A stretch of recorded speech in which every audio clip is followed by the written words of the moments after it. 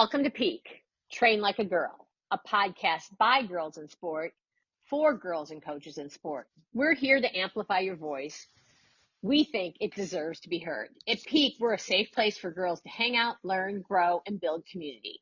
We empower girls in sport and coaches with knowledge, resources, and support we think is necessary in today's athletic environment to thrive. And I think this is an awesome time to introduce our brand new co-host, Danielle, who is the owner of Center for Creative Growth. Danielle, welcome to Yay. the pod. Thank you for having me, and thank you for this opportunity to co-host with you. We are excited to be here, myself, as well as my team that will be periodically joining in and out in different weeks. And we are delighted to be here. So thank you, Samson.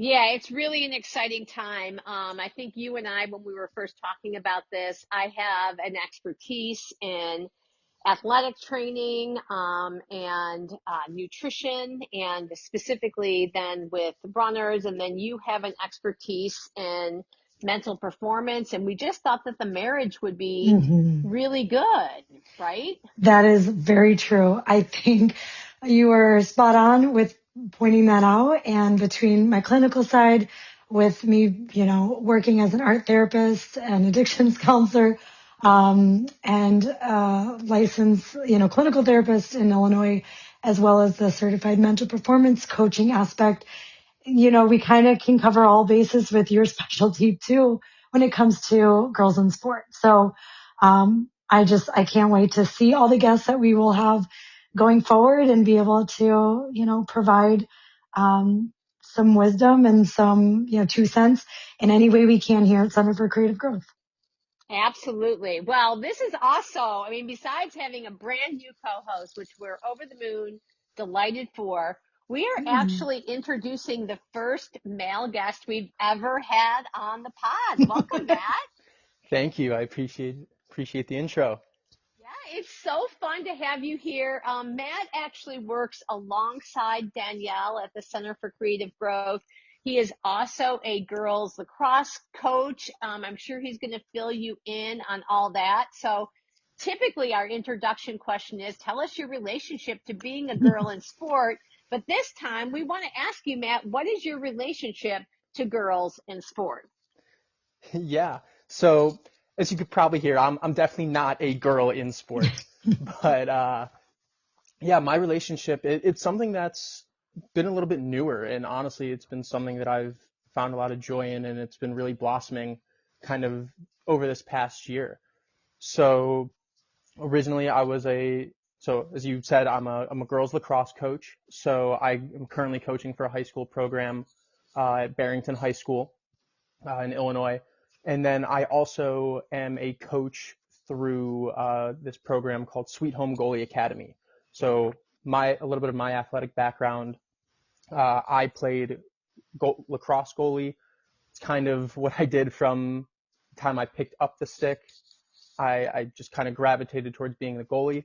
And so now that I have gone through my process of being an athlete, gone through my process of obtaining my degree in sports psychology, now I'm able to give back to my community as a coach. And so I've been fortunate enough to get this opportunity as this coach for Sweet Home, where this was my first real introduction to women's sports. Again, being a male, being involved in men's sports my entire life wasn't necessarily something that I had all the eyes on before, and it wasn't necessarily something that I was like, I want to go coach girls. But as I started working for Sweet Home, I started working with more of these female goalies, and really just started to understand some of the nuances there and the differences between the men's game and the women's game. And then I got this opportunity over at Barrington to coach their girls program and help out there, and in particular helping with their goalies. And it's just been so much fun and such a really great learning experience for me throughout the past, it's been 3 months now since I really started there, but over the past like 8-9 months of really starting to work with girls in sport and just kind of seeing that grow and blossoming from there. Love it. Matt, for you thus far, what do you think is one of the biggest differences in team culture that you've noticed when you think about men's, boys lacrosse versus, girls, women's lacrosse? Yeah. So again, I can only speak to my experience here. Hmm. I can't say that I have the most coaching experience. I'm still relatively new into it, but I think that one of the big things that I've noticed is just the connectedness amongst this team. Um, it seems like there is no real division in terms of their age groups, like their friend groups. It all just seems like this really big, cohesive, like one unit. Like something Hmm. that I've noticed a lot in some of the other coaching that I've done and some of the playing that I've done on the men's side is that sometimes like there does tend to be these cliques that form, um, where there Right. are you got your people who are kind of starting and they'll kind of all congregate around each other. And then you'll have maybe some of the defenders congregating around each other. And like outside of practices and games, like those are the only people that really kind of interact with each other. You're kind of in your own little group. You come together.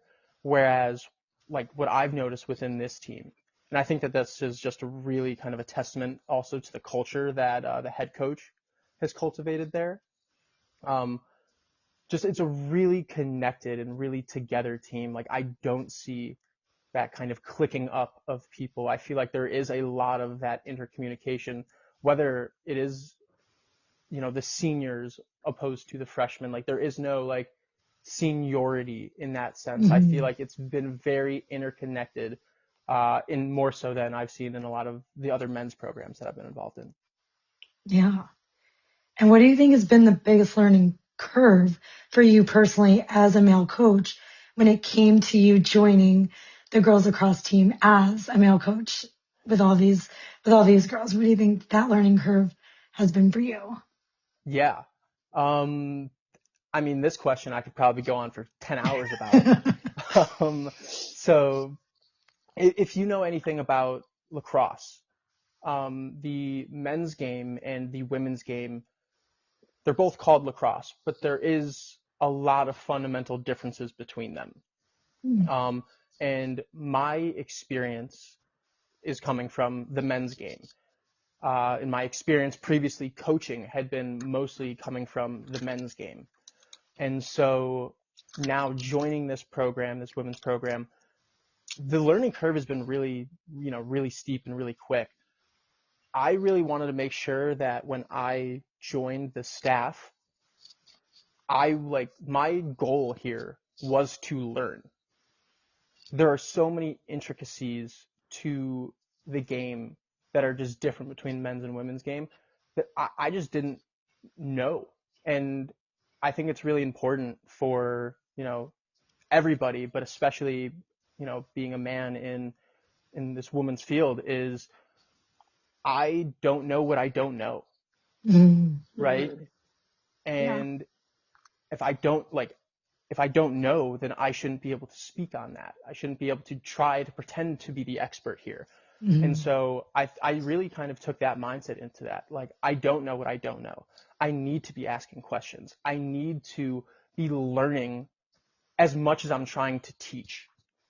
And I Mm. think that that's been something that's been really beneficial for me is that for the first like month, outside of strictly goalie coaching and goalie specific training, I was really trying to stay in the background, not say too much, just kind of being there and just taking it all in. Just a lot of observation, I would say. So Yeah. that when I finally I've started to kind of understand some of these nuances, um, some of the differences and the intricacies of the tactics that are essential to make a team run well. How to ultimately manage some different personalities. Again, coming from the men's game, being around a lot of men to now being around a ton of girls and a ton of women, just being able to manage some of those things. So I feel like that learning curve has been really, really high and it's been really, really fast and it's been a really, really fun process. just Yeah, being able to learn and continue to grow every single day at what I'm doing there. absolutely. Mm. And Samson, I don't know if you know this, but Matt, you've actually been working with the girls lacrosse team pretty exclusively this season, outside of, the just pure coaching hat on. You are also doing mental performance coaching with them with a different hat. And so can you speak to your experience when you have had other team sessions in the past that have primarily been girls in their sport, and what that experience is like when you're facilitating those team mental performance coaching sessions versus now this, interior placement that you have where you're having connections, you get to know the team, you get to know the dynamics, the camaraderie, and how that feels different or the same than any other teams you worked with just girls in sport. Yeah. It definitely is a different thing. It's been it's been very interesting to say the least, to see kind of how the different dynamics work. So normally what I do for outside programs, so programs that I'm not like actively coaching for, so not for Barrington, when I go into these sessions, whether it is for girls programs or for boys programs, it kind of runs, for me at least, relatively the same. I'm there. I introduce myself, kind of give a little bit about my background, and then I really try to start by creating something engaging, really to get some buy-in from these athletes. Whereas with this team, with the team that I'm coaching with and doing mental performance with, I didn't necessarily have to do a lot of that foundational groundwork of Mm. getting some of that buy-in, getting some of that interest, because I was already a coach on their team. They already knew me by name. I was still at the time of the first session that I did with them, I was still relatively newer into their program, and so I wasn't speaking all that much, but they knew who I was. I was there at practices all the time. Uh, I had started by that point kind of giving my 2 cents if I found there were opportunities for it. So I didn't necessarily have to do a lot of that kind of operational groundwork where I'm building that initial rapport, building some initial interest. They kind of already knew who I was. Mhm. And so I just didn't, I could kind of move on into some of the more important things and some of the more important content that I felt was going to be more beneficial for them. Now, on the flip side, because there definitely is a flip side to that, and not necessarily in a bad way, but I felt as though the rapport that I had with them, especially as we've continued to do sessions, has both helped a lot, but also it's kind of, I wouldn't say hindered, but it's created a different type of dynamic, I would say. Whereas when normally I'm there for, again, we go there for an hour, we give them the session, we give them the content, and then we're gone. And then maybe I'll come back and give them another session. But with this team that I'm involved with now, I'm there, I'm giving them a session, I give them all the information, and then we go to practice the next day, right? And then a game the next day. And I think it was really something that for me, I needed to be very intentional about, kind of Mhm. differentiating those hats of being your lacrosse coach and being your mental performance coach.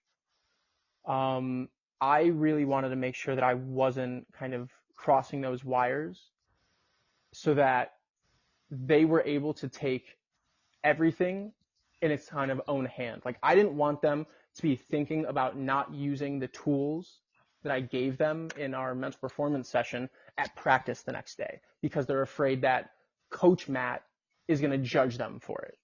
Mhm. Right. That was something that I never wanted. And ultimately, I think is like a very detrimental thing, is if there was to be anybody else in a similar situation as me, I don't think that you want to create that pressure.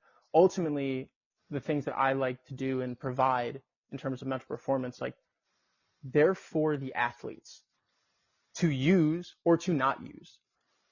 It's not up to me as the person who has the information, is providing the information, to determine how they can use it.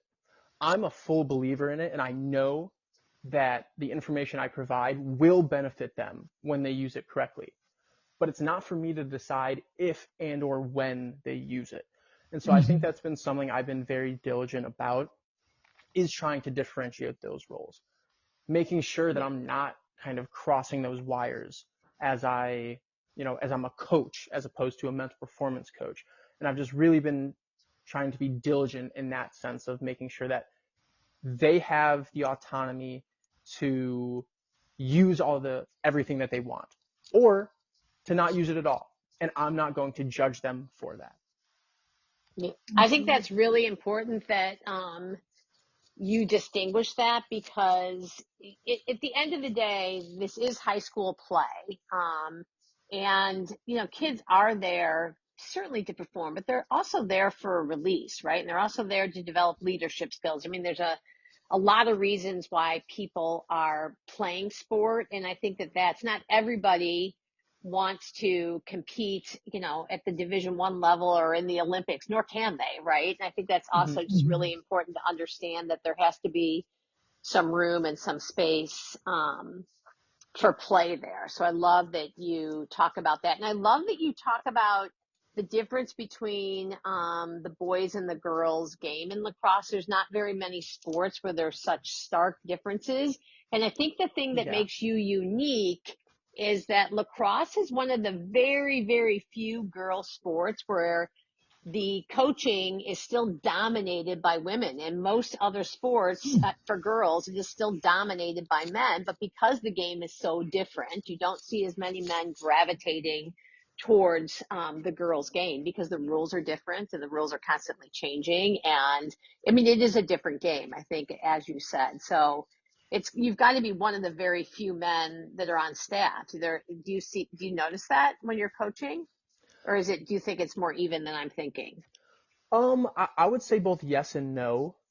I think at the higher level, in terms of a lot of colleges, and Yes, especially a lot out east, so like a lot on the yes, east coast of the yeah, United States, there's a lot more, it is a lot more differentiated in that sense, yes, where yeah, there are a lot more women in those roles, and it is very much so dominated by women in those roles. yes, Whereas in states like Illinois, in some of the western states, and in a lot of the Midwestern states, there is a little bit more of that kind of cohabitation of men in coaching roles for women's lacrosse, just because the number yeah. It's growing of so women, fast. yeah, it's growing so Yeah, quick. yeah, And just to have the coaches, like a lot of times it's just like, we need coaches that know lacrosse. yes, And, oh, he knows lacrosse. He played at wherever in college and high school. We're just going to have him on our staff.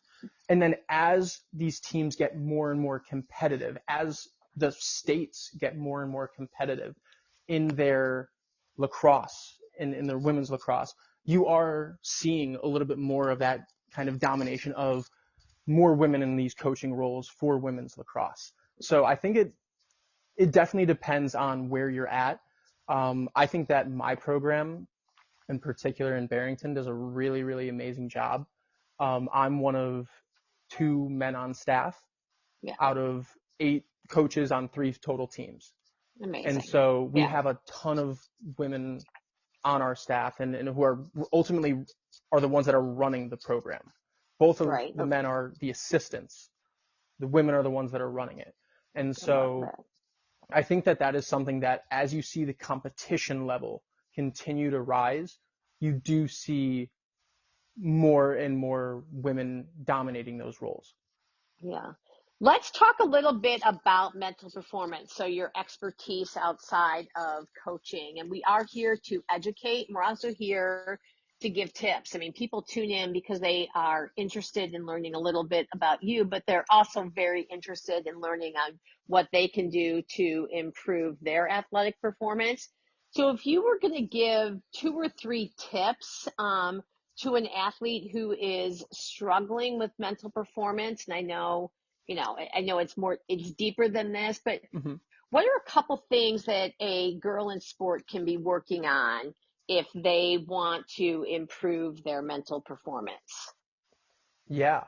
I mean, you're absolutely right. That definitely is a broad kind of spectrum here, right? But I think if I could just give, I would say like one piece of advice to any girl out there who is, maybe struggling a little bit in what they're doing in their performances, I think it would be this. Really try to find the joy in your process. Um, a lot of times as athletes, both women and men, we place a lot of impact and a lot of emphasis on our outcomes of our winning, our losing, our times, the things that are ultimately outside of our control. We can't control the outcomes. We can't control our wins, our losses, our stats, our times that we run or swim or anything like that. And so when we place a lot of our energy and our mental attention to those outcomes, to those things that are outside of our control, we often tend to spiral. And that can be Mhm. something, that can be really, really detrimental for these athletes if we're placing all this emphasis on these things that ultimately they have no control over, right? When we get back to the basics of sport and oftentimes why we play sports, it's because we enjoy it, right? It's because we love the game. We love to run. We love to play lacrosse. We love to, do whatever sport that we're doing. It's because we are enjoying it. We're having fun doing it. And to ultimately succeed at the highest levels and to perform at the highest levels, we have to find that joy. There are almost no athletes out there who are performing at a really high level that aren't having fun, right? And Mhm. so if we can find the fun in our process, in our day-to-day activities, the things that we do day 1, day 2, day 3, right? If we can find the joy and the fun in those things, then ultimately that can help set us on the right path. Great. Again, Yeah, I with think mental that's really good. performance, it is Yeah. something that is such a wide spectrum, and whether it's confidence, your self-talk, handling mistakes, right? There's a ton of different things, but if I just had that one piece of advice, it really is just find that joy in your process and in your day to day, whatever that joy might be. And what about a tip for a practice player? So what I mean there is somebody who crushes every practice or crushes every workout on the track, and then when it comes to performance, they can't quite match the crushing that they can do in practice when, let's face it, there's nothing on the line from their perspective. You and I Hmm. both know that that's not true.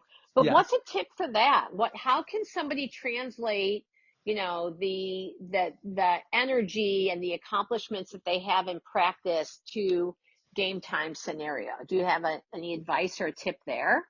Yeah, for sure. So, I mean, again, this is something that for different athletes, there may be different reasons why they're crushing it in practice. And then when it comes to performance time, to game time, the meet time, maybe things just aren't clicking. There's a ton of different reasons that may happen, but I think that one that pops up the most is this demonization of pressure. Ultimately, when we're practicing, right, we're going for our runs, we're attending practice with our team, there isn't really any pressure. We're just out there to have fun and get better. But when it comes time to compete and it comes time to perform, there is that added pressure.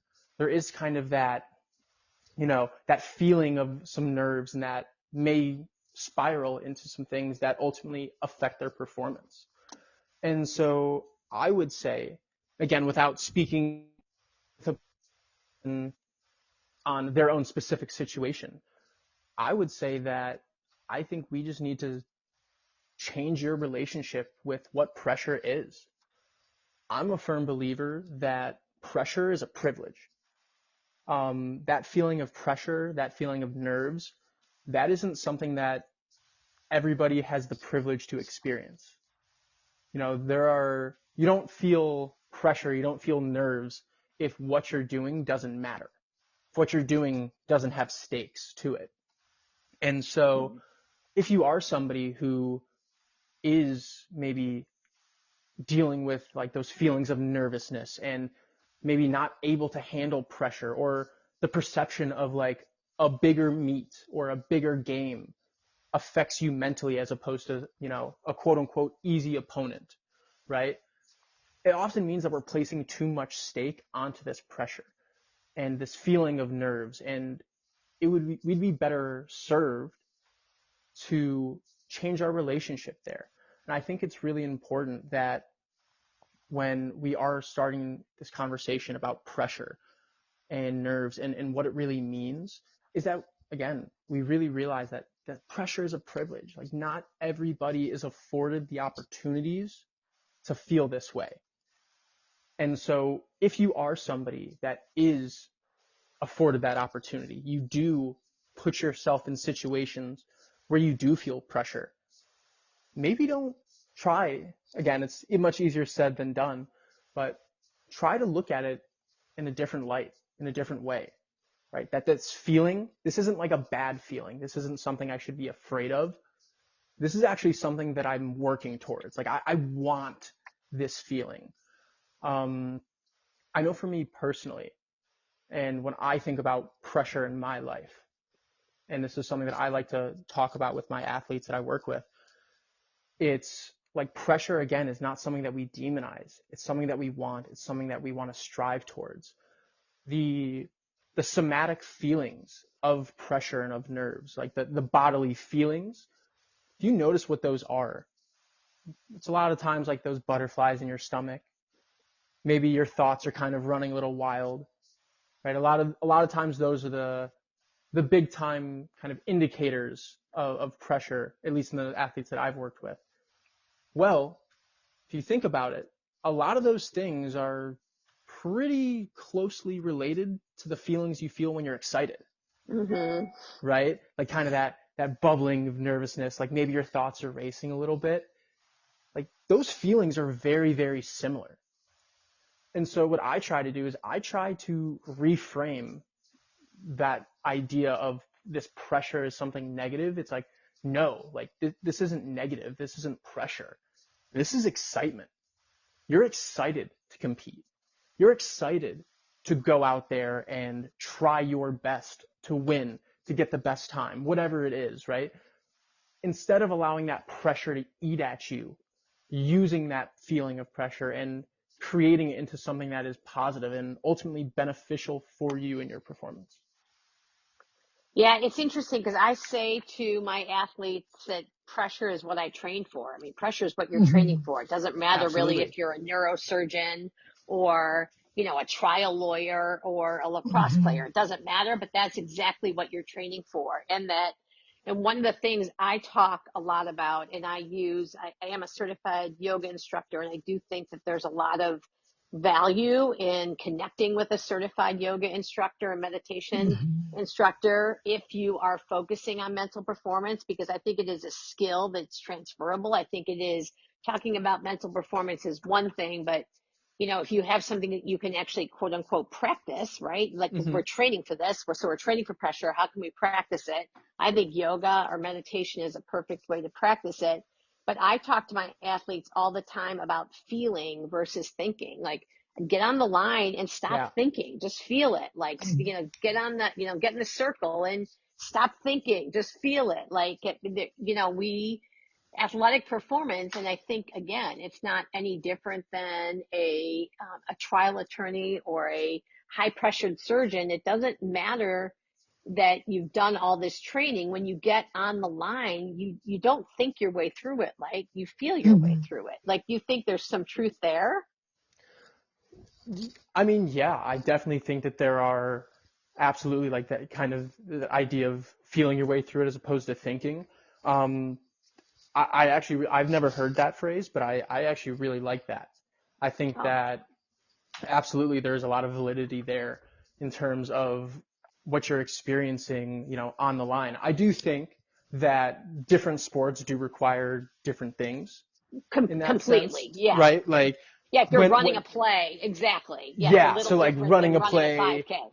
yeah, 100%. running a play, doing those things, like there is difference in that sense. But absolutely, like I think in the terms of speaking about like the pressure and the feelings of pressure, you're right. Like that's a feeling, right? That's a feeling like, yeah, it can be accompanied by these thoughts and this overthinking. But if we can feel and ultimately reframe that feeling from nerves to excitement and to this readiness to kind of go instead of thinking about, oh my goodness, I'm so nervous. Like, what if I don't get my PR here? What if I don't Right. score these goals here? All those things, like, I'm actually totally with you. I really like that phrase. Mhm. Yeah. It's just interesting because when you described, excitement and fear, you actually used feelings. Yeah, Mhm. yeah. So Yeah. it's just interesting. Yeah. So, yeah, I mean, and I agree with you, but when you're drawing a play, but when someone gets on the line to shoot a free throw, dude, stop thinking. Just feel your way Right. through it. 100%. Like, Well, so, I mean, yeah. it's like the basket isn't moving. Like, one of my favorite things, my son played in junior college, and there was a dad that would sit in the stand and say, make your free throws. They're free. I would just be dying. I I'm love like, that. and of course, it's so simple and so obvious, but that You're has been like free. our ongoing thing now. Make your free throws, they're free. So, anyways, That um, is great. sorry, it was so great. You had to have been in the gym at CLC to like totally experience the whole thing. It just went down so good. But Danielle, before first of all, we didn't even warm poor Matt up. I just realized, so we're gonna actually have to cool him down and warm him up all at once. Yeah, Yeah, it's all good. Doing my my research, I was excitement. definitely expecting some warm up questions. So to get jumped in like that, Never I done wasn't that expecting it. before. But hey, Yeah. turning new Oh leaves. man. See, I was just feeling my way through it and forgot to think. And it all But worked. It worked Danielle, out. before I do it all, do you have anything you want to kind of like sift through or funnel through? Yeah, no, I wanted to piggyback on both of yours points and reflections to each other about the point of really performing with pressure. And, in the research, we call it choking, right?